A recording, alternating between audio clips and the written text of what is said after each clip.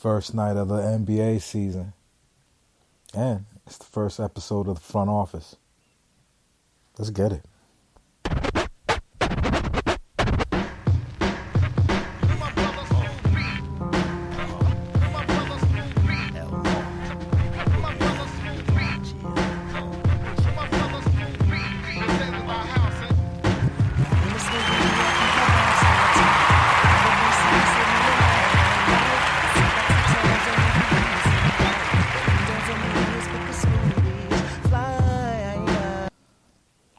Yo, my name is Eve Darbooz. This is the front office NBA New York City basketball centric podcast. If you're listening to this, there's a very high likelihood that you've been a part of the shenanigans that we go through as Nets and Knicks fans on Twitter, and you have probably gotten into some childish argument with me, arguing against data, logic, and reason.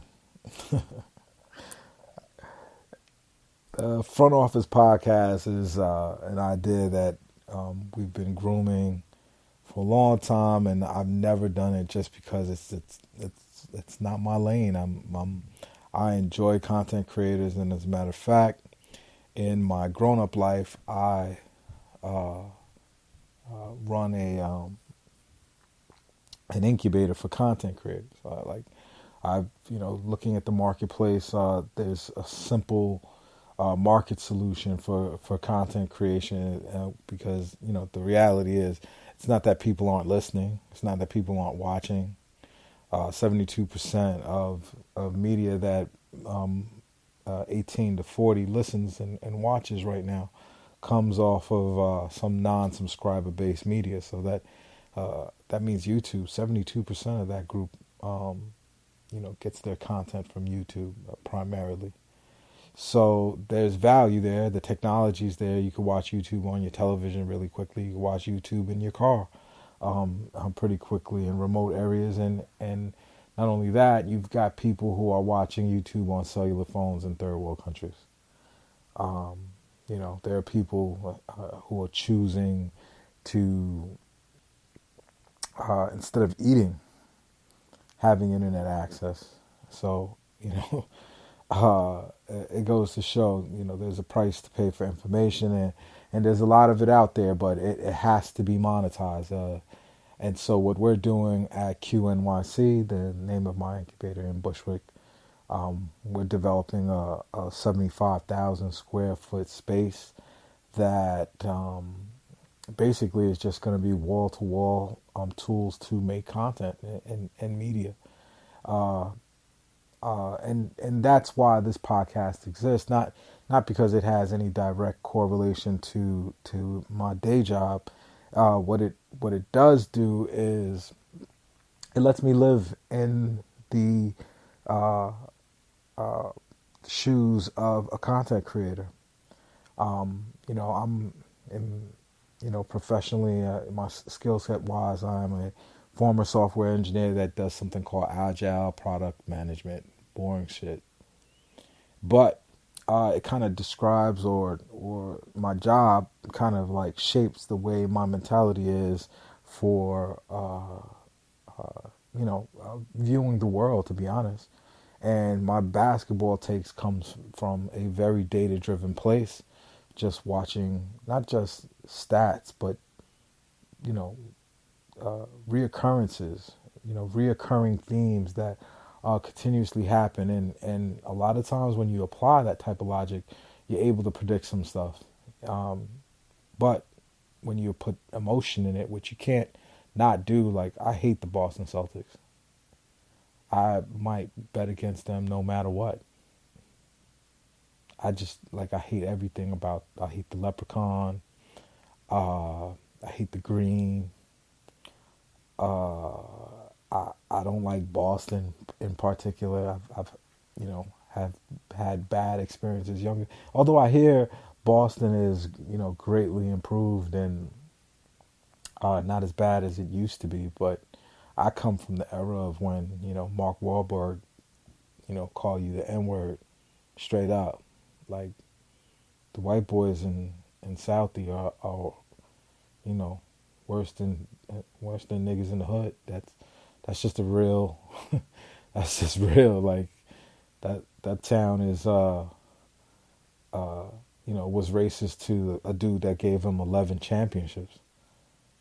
So um, that's a special place, and I root against them every single time. I just hate, even though I have a special appreciation for Larry Bird. I mean, who doesn't?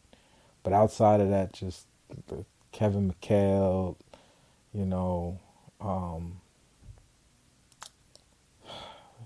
like I just can't even stand saying his name. Like after the trade with Billy King, like Danny Ainge is, citizen non grata for me. Every time I see Shaquille O'Neal, it makes me like get back on my diet grind. Right now, right now I'm a svelte 240, 6'4". But every time I see Shaq, it's like, how fat do you have to be 7 foot and still look fat? Like being 6'4" spares me a lot of just bad chubby looks. But like Shaq looks like if you cut him, he would bleed cheese whiz. I mean, great, wonderful businessman, amazing dude, funny, could rhyme. It's just, he's just eating good. Like, and there's nothing wrong with Shaq eating good. But back to the point.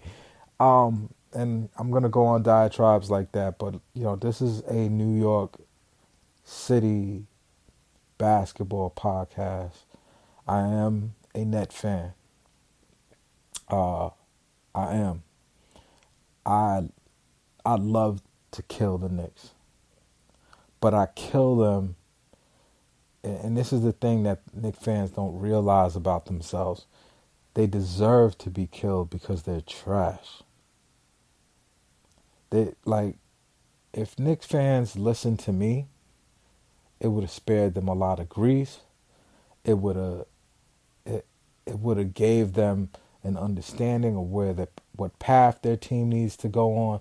Like I knew Kristaps Porzingis. I mean, I let my feelings be known and talked in depth about Kristaps Porzingis not making a second contract with the Knicks. It's the internet is forever, and it's forever there on Twitter, where I said it.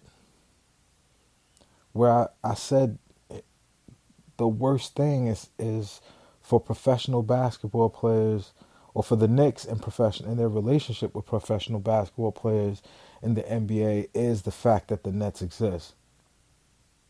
Because we had a rich Russian oligarch who wanted the best things. He's new money. He's Russian mob money. Prokhorov was like, we're going to have the best arena. There's going to be a club in my arena where you have bottles of Cristal that line the walls. And that happened. I've been there. My wife has breastfed in the VIP club. That's real. Like, she's breastfed my son while we've popped bottles of champagne. Yes. I will not say my wife partaked in that champagne because it may explain some things about my son. But